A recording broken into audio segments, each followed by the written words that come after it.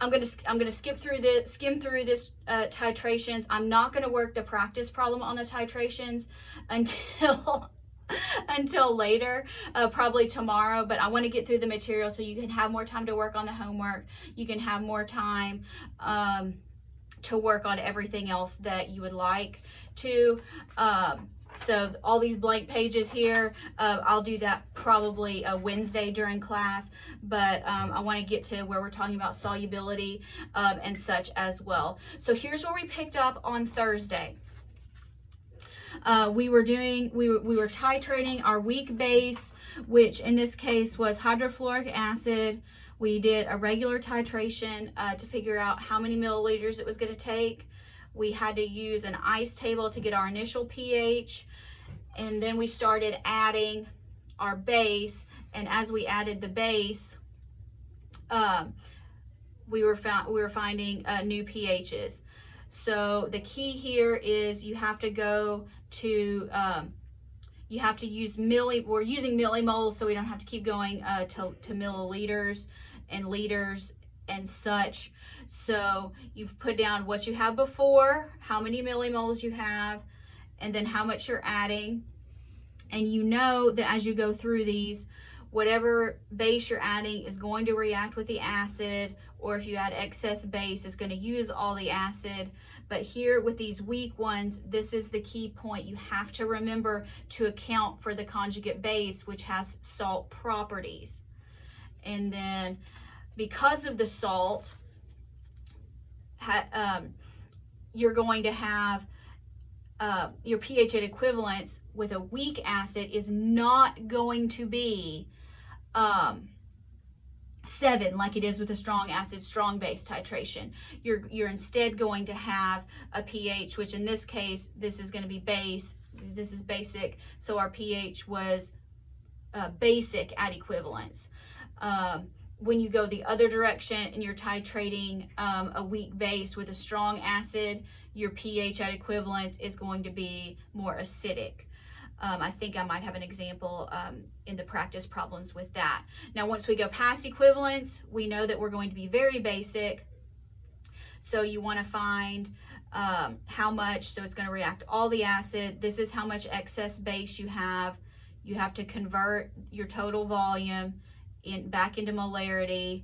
And since most of us, sorry Jed, like the subtraction method, here we're subtracting a whole lot. So that's kind of what we covered last time. So let's turn the page and let's see what this graph is going to look like there. Okay, so now let's go ahead and construct our graph. So here when we had 0, we said our pH was 1.97, I believe. Is that right?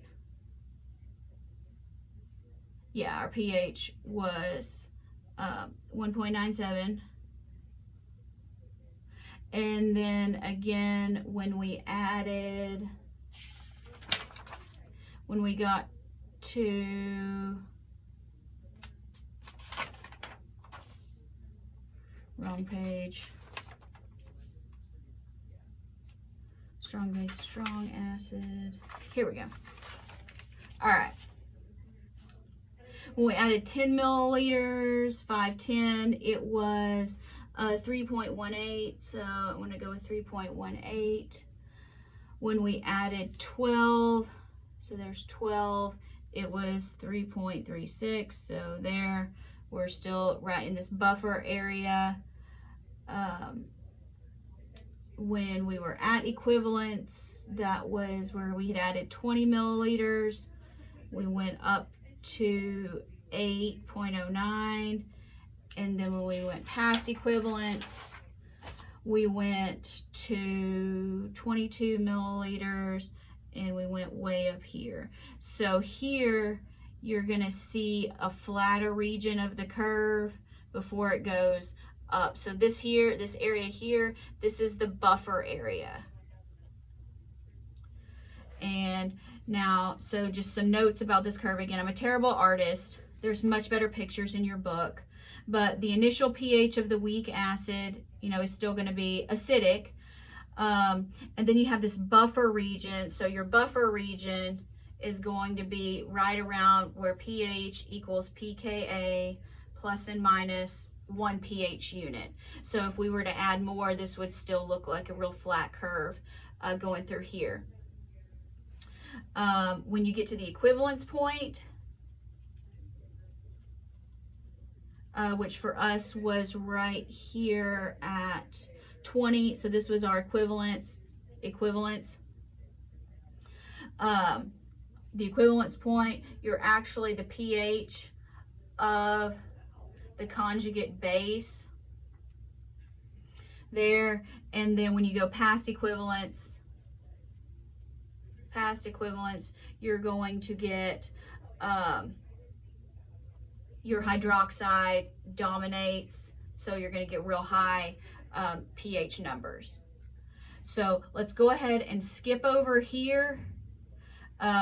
I'll work this out. I gave a whole long page, so I'll work that out tomorrow. More practice with that. Now,